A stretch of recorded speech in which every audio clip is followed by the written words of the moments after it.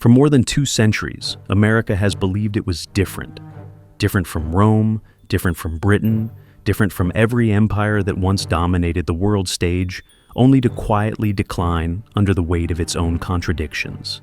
Yet, today the United States carries more than $34 trillion in national debt, with federal interest payments projected to exceed $1 trillion per year within this decade. Since abandoning the gold standard in 1971, the dollar has lost nearly 90% of its purchasing power, while the top 1% now control over 30% of the nation's wealth. Public trust in government hovers near historic lows, and national pride has fallen sharply in little more than a decade. The real question is no longer how strong America appears on the surface.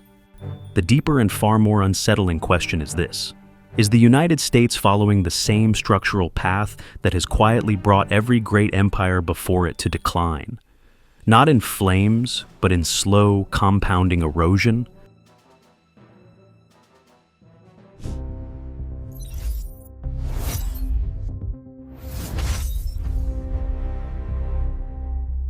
If you step back and look at the long arc of history, empires do not begin with corruption or decay. They begin with production. Real production. They rise because they manufacture more than they consume, because their workers, factories, farms, and infrastructure generate tangible surplus. In the 1st and 2nd centuries, Rome controlled vast agricultural territories that fed millions and powered its legions. In the 19th century, Britain produced over 40% of the world's manufactured goods at its peak. Industrial strength wasn't symbolic, it was structural. It financed armies, trade routes, and political influence. The second phase is expansion. Military reach extends outward, borders stretch, trade networks multiply. Influence becomes global, but maintaining dominance is expensive. At Rome at its height stationed roughly 400,000 soldiers across 3 continents. Britain's navy in the early 1900s consumed enormous portions of state expenditure. And when the cost of maintaining global power begins to outgrow domestic productive capacity, the imbalance quietly begins. That's when spending starts to exceed output. Debt becomes normal, currency becomes flexible. In Rome's case, the silver content of the denarius fell from about 98% under Augustus to less than 5% by the mid-3rd century. This wasn't overnight hyperinflation, it was gradual dilution over generations. As military and administrative costs rose, emperors reduced precious metal content to finance obligations. Inflation followed, trust eroded, political instability layered on top of economic stress. Between 235 and 284 AD, the Rome had 26 emperors in just 50 years, most removed violently. Tax burdens increased. The army expanded further. Public frustration grew. To manage unrest, leaders relied on state-subsidized grain distributions and massive entertainment spectacles, what the poet Juvenal described as bread and circuses. Stability was maintained not by reforming structure, but by pacifying sentiment. And here's the crucial pattern. Rome did not collapse in a single catastrophic moment.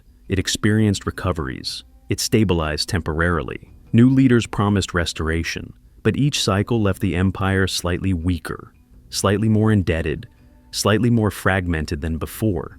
Empires rarely fall in flames. They accumulate fragility. Collapse is not an event. It is the compounded result of decades of structural imbalance.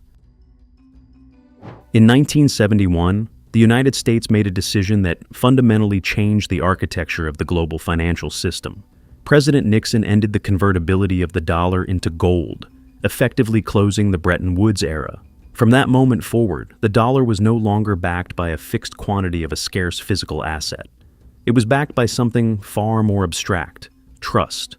Trust in the U.S. economy, trust in U.S. institutions, and trust that future productivity would justify present expansion. At first, the shift appeared manageable, but over time, the scale changed dramatically.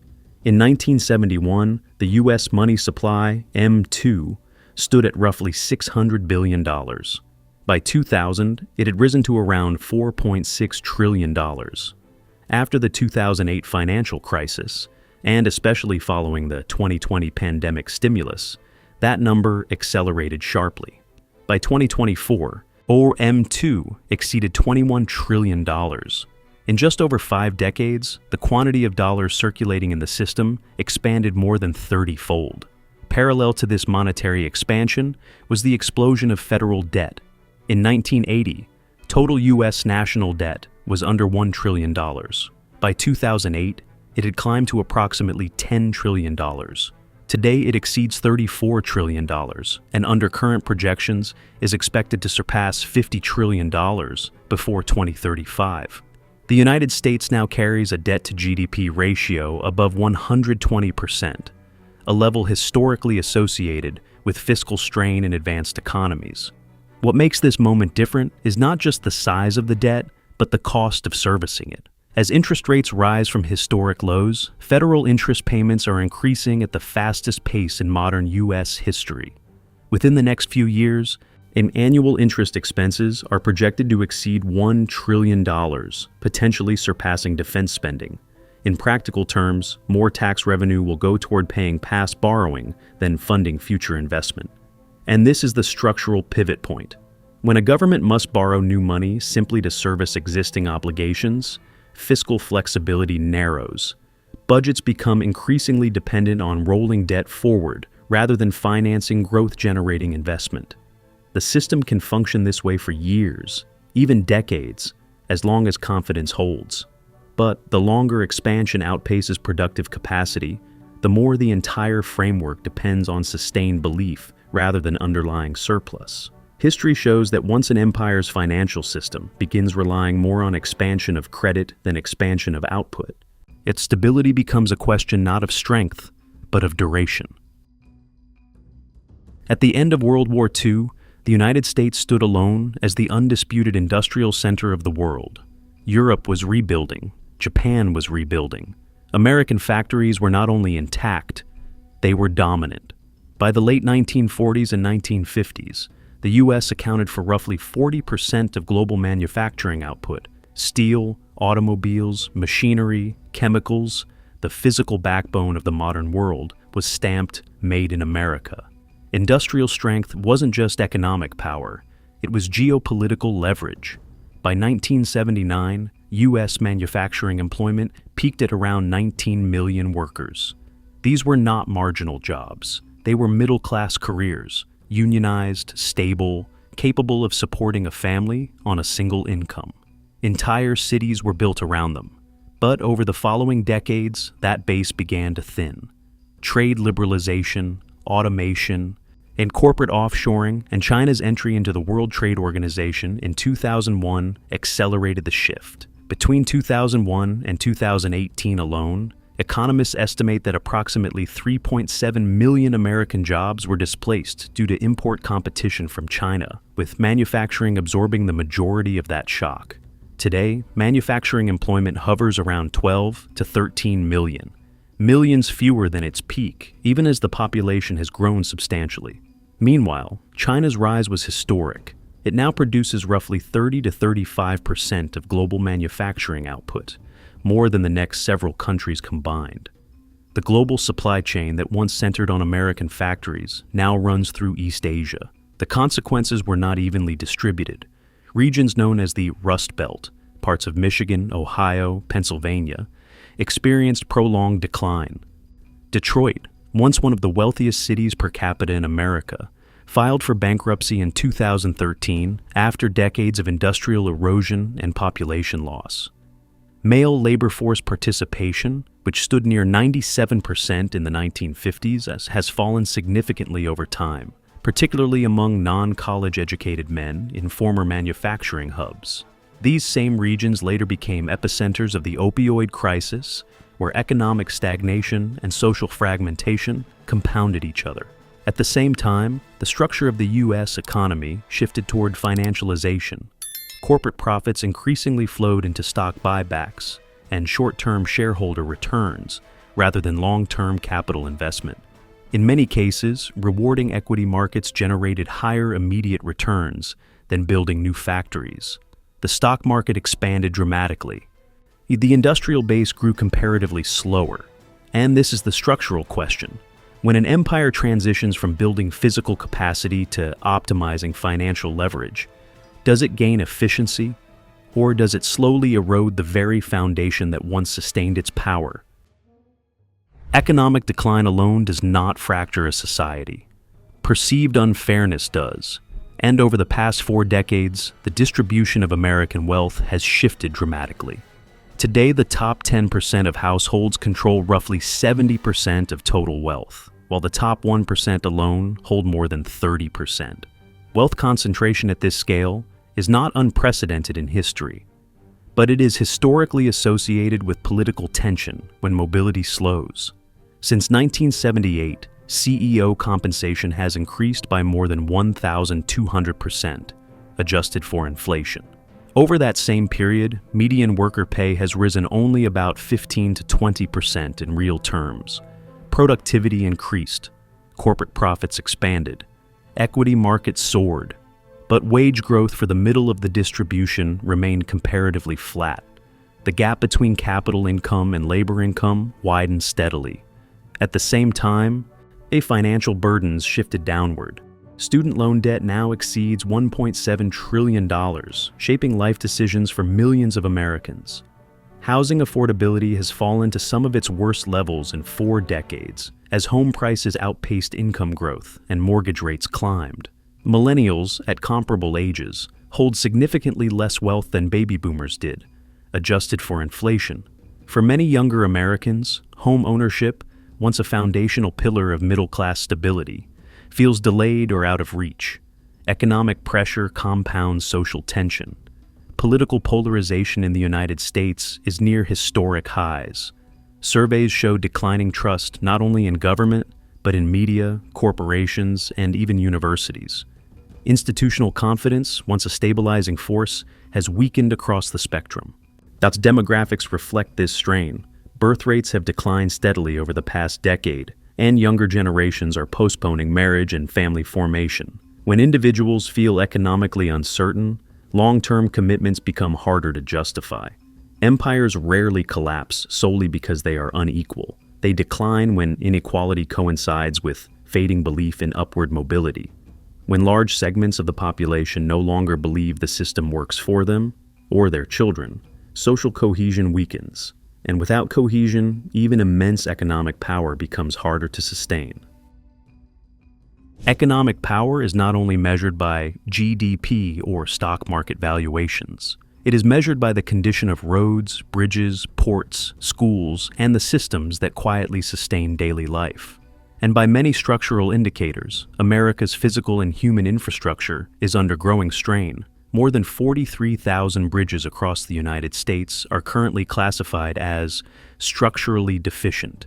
The American Society of Civil Engineers consistently estimates an infrastructure funding gap exceeding $2.6 to $3.7 trillion over the coming decade if current investment levels remain unchanged. Much of the national power grid was built in the mid-20th century and now faces increasing stress from extreme weather, cybersecurity threats, and rising energy demand. Water systems in many cities rely on pipes installed generations ago, and with recurring contamination crises revealing long-term neglect. Infrastructure decay is visible. Human capital erosion is subtler, but just as consequential. Since 2019, national math and reading scores have declined, with some of the sharpest drops recorded in decades. In international comparisons through the OECD, the United States ranks closer to the middle among advanced economies in math performance. Educational setbacks today compound into productivity constraints tomorrow. At the same time, industry leaders project a shortage of more than 2 million manufacturing workers by 2030, driven by retirements, skill mismatches, and insufficient vocational pipelines. Skilled trades, from machinists to electricians, face widening gaps, even as policymakers call for industrial revitalization. This creates a structural contradiction. Political rhetoric emphasizes rebuilding, reshoring, and competitiveness. But long-term capital investment often lags behind short-term consumption and financial allocation. When an economy spends more maintaining current standards than building future capacity, growth potential narrows incrementally. Empires do not weaken only because of external pressure. They weaken when the systems that support productivity, physical infrastructure, education, workforce development, erode quietly beneath the surface. And by the time those weaknesses become visible, they have often been accumulating for decades. For much of the past 2 decades, the dominant narrative has been simple. If America declines, China rises. But history is rarely that symmetrical. The structural realities inside China suggest a far more complicated trajectory. China's population began declining in 2022, marking the first contraction in over 60 years. Demographic projections indicate that by 2050, roughly 40% of China's population could be over the age of 60. That means a shrinking workforce supporting a rapidly expanding elderly population, a reversal of the demographic dividend that powered China's manufacturing boom. Unlike the United States after World War II, China is aging before reaching the income levels of fully developed economies. Youth unemployment has also surged in recent years, at one point officially exceeding 20% before reporting methods were adjusted. At the same time, China's property sector, which once accounted for an estimated 25 to 30% of GDP when related industries are included, has faced severe stress, with major developers defaulting and consumer confidence weakening. Real estate, long used as a store of household wealth, no longer provides the same stability. Debt levels further complicate the picture. When combining local government liabilities, corporate borrowing, and household debt, some estimates place China's total debt well above 250% of GDP. Meanwhile, rising labor costs are gradually eroding the low-wage advantage that originally made China the world's factory floor. The economy is transitioning towards services, a natural evolution, but one that typically brings slower growth rates. Layered on top of these internal pressures is increasing geopolitical friction. Trade restrictions, technology export controls, and strategic decoupling efforts from major Western economies. All of this suggests something important. American decline does not automatically guarantee Chinese dominance. The 21st century may not produce a clean transfer of power from one empire to another. Instead, it could produce something more ambiguous. A world of relative stagnation, where no single power achieves the uncontested supremacy of the past. The United States may not be replaced, but it could still slow. And in geopolitical terms, prolonged stagnation can feel very much like decline. When we imagine the fall of an empire, we picture invasion, collapsing walls, cities in flames. But that image belongs to another era. In the 21st century, decline is quieter. It does not arrive with foreign armies. It arrives with numbers. Modern collapse looks like a decade or two of slow growth, where GDP expands but barely outpaces inflation. It looks like interest payments consuming larger shares of the federal budget, crowding out investment in research, infrastructure, and defense. It looks like political paralysis, where major reforms stall not because they are impossible, but because consensus is unreachable. It looks like polarization hardening into permanence. Elections become existential battles. Compromise becomes weakness. Policy swings back and forth without structural continuity. Long-term planning shrinks to election cycles. It looks like a generation quietly losing faith in upward mobility. When young Americans no longer believe they will live better than their parents, economic data becomes psychological reality.